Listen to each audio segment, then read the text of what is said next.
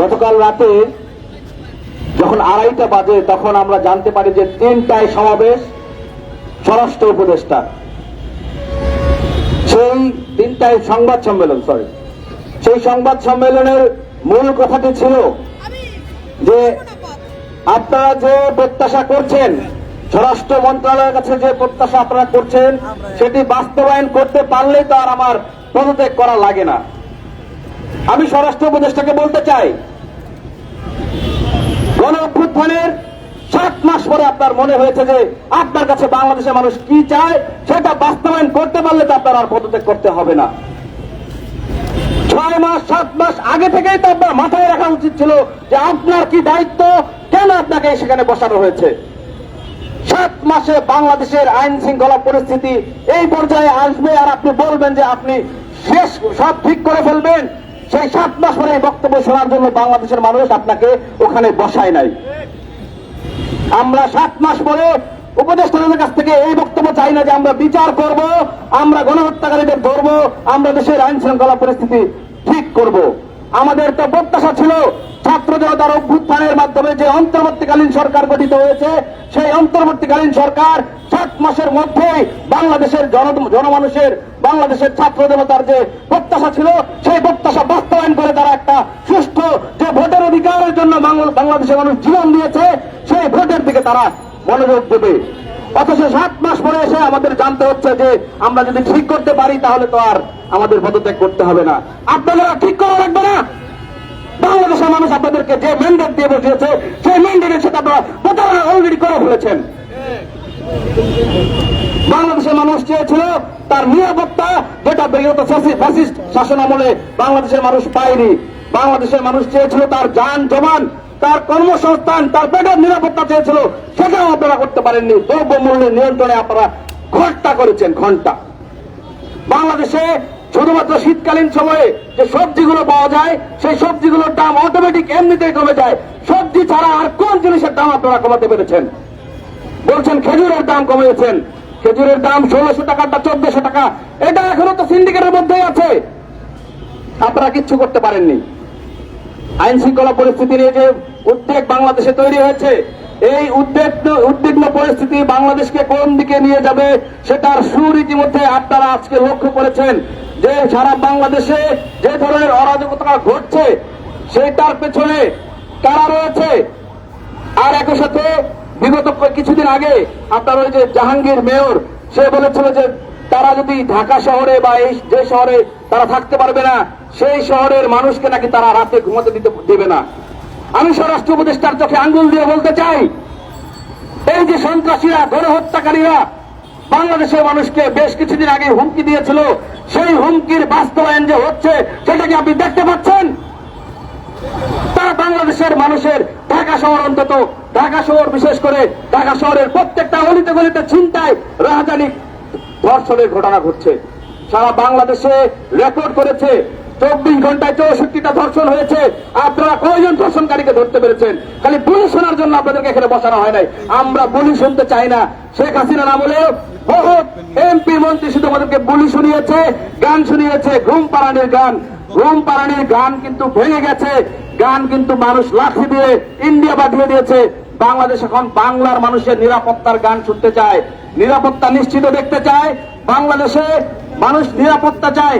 আমি চাই যে আমার নিরাপত্তা নিশ্চিত করবে রাষ্ট্র, অন্তর্বর্তীকালীন সরকার, যে কোনো নির্বাচিত সরকারের চেয়ে শক্তিশালী বলে আমি মনে করি। বিকজ এটি একটি গণ অভ্যুত্থানের সরকার, এটি কোনো অন্তর্বর্তীকালীন সরকার যেটা অর্থে বোঝানো হয় সেরকম কোন সরকার নয়।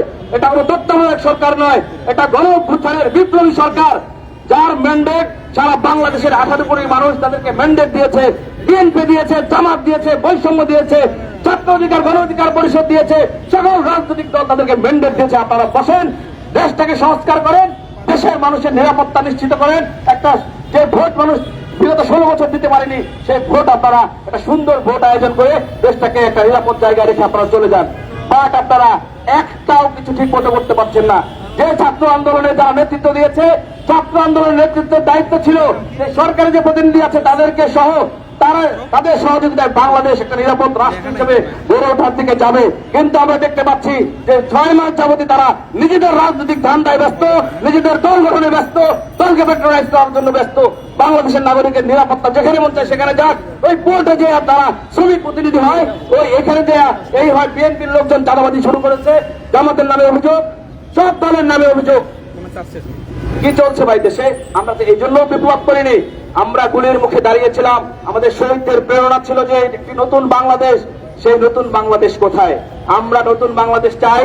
এই যে উপদেষ্টা পরিষদ আছে, এই উপদেষ্টা পরিষদে কয়জন বিপ্লবী রাস্তায় ছিল? আমাদের ছাত্র প্রতিনিধি 3 জন আছে, 3 জনের মধ্যে একজন তো মাস্টারমাইন্ড, আর বাকি 2 জনকে আমরা মনে করি যে প্রকৃত অর্থেই তারা বাংলাদেশের ছাত্র জনতার অভ্যুত্থানের প্রতিনিধি। এছাড়া আমাদের প্রধান উপদেষ্টা ডক্টর ইউনূস, তার যে ভ্যালু সারা ওয়ার্ল্ডে, তার ভ্যালু অন্যরকম, সেজন্য সে ওখানে বসেছে। এই 3 জন বাদ দিয়ে আর বাকি কে কে বাংলাদেশের রাজপথে গণ অভ্যুত্থানের সময় মাঠে ছিল আপনারা দেখান।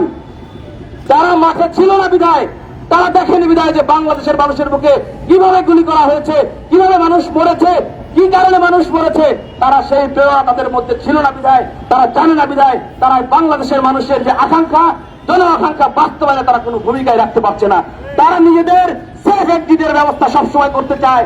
16 বছর তারা অন্যায় অপশাসনের বিরুদ্ধে কোন ধরনের বক্তব্য দেয়নি, কোন ধরনের তাদের কার্যক্রম লক্ষ্য করেনি। রাজপথে একদিন তারা আন্দোলন করেনি। তারা উপদেষ্টা পরিষদে বসে এনজিও মার্কা চেহারার উপদেষ্টা পরিষদ দিয়ে বাংলাদেশ কখনো পরিশুদ্ধ হবে না। আমরা বলতে চাই, যে কয়দিন সময় আছে, যে কয়দিন আছেন, সামনে নির্বাচন আসবে, নির্বাচন তো অবশ্যই দিতে হবে। সেই নির্বাচনের আগ পর্যন্ত বাংলাদেশের নিরাপত্তা নিশ্চিত করা, বাংলাদেশের সার্বভৌমত্বের নিরাপত্তা নিশ্চিত করার জন্য বিপ্লবীদের মাধ্যমে এই উপদেষ্টা পরিষদ পুনর্গঠন করতে হবে। এসব উপদেষ্টা দিয়ে, গুলি ছাড়া উপদেষ্টা দিয়ে, কার্পেটে বসে ড্রেনেজ করার উপদেষ্টা দিয়ে বাংলাদেশ পরিবর্তন হবে না।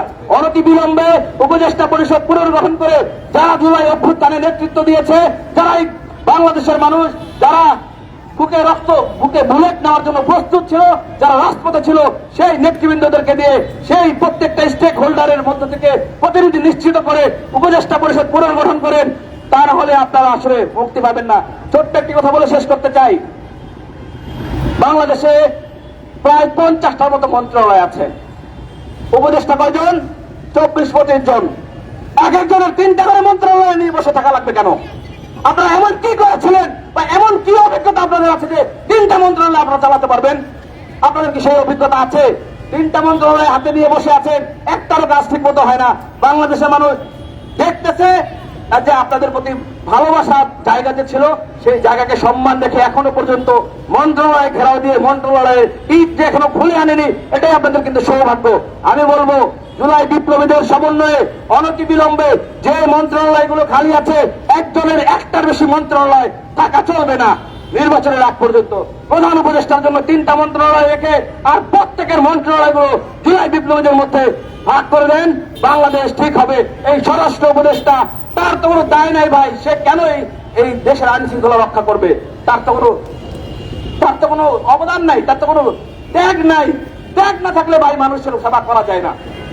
আমি মনে করি এই যে স্বরাষ্ট্র উপদেষ্টা, তিনি বাংলাদেশের নিরাপত্তা দিতে ব্যর্থ হয়েছে। বাংলাদেশের সার্বভৌমত্ব, বাংলাদেশের নাগরিক নিরাপত্তা নিশ্চিত করতে ব্যর্থ হয়েছে। যে ব্যর্থতা সামনে উঠে এসেছে, সেই ব্যর্থতার কোনো কিছু দিয়ে আড়াল করা যাবে না। অনতি বিলম্বে লেফটেন্যান্ট জেনারেল জাহাঙ্গীর আলমকে স্বরাষ্ট্র উপদেষ্টার পদ ছাড়তে হবে। স্বরাষ্ট্র উপদেষ্টার পদ ছেড়ে অবশ্যই সিভিলিয়ান, কোন আমলা, কোন সাবেক আর্মি, পুলিশ, এসব কিছু আমরা নতুন বাংলাদেশে মন্ত্রণালয়গুলোতে চাই না। বাংলাদেশে জুলাই বিপ্লবী যারা ছিল, তাদের মধ্যে থেকে একজন যাকে আমরা মনে করি যে ভালো ভূমিকা রাখতে পারবে, যে এই জুলাই বিপ্লবকে ধারণ করে, এরকম একজন ব্যক্তিকে উপদেষ্টা পরিষদে স্বরাষ্ট্র মন্ত্রণালয়ে বসিয়ে এই বাংলাদেশের আইন শৃঙ্খলা পরিস্থিতি স্বাভাবিক করা সম্ভব। অন্যথায় যা চলছে তাই চলবে। আমাদের এই ভয়েস এখানেই শেষ নয়। যেহেতু বাংলাদেশ অনিরাপদ, অরক্ষিত, বাংলাদেশের অলিতে গলিতে মানুষ দাঁড়াবে। এই আজকে আমরা এখানে 20 জন দাঁড়িয়েছি, আজকালকে 20,000 মানুষ দাঁড়াবে আপনাদের পদত্যাগের দাবিতে। এই অপমান যদি না নিতে চান, অনতি বিলম্বে পদত্যাগ করুন। ধন্যবাদ।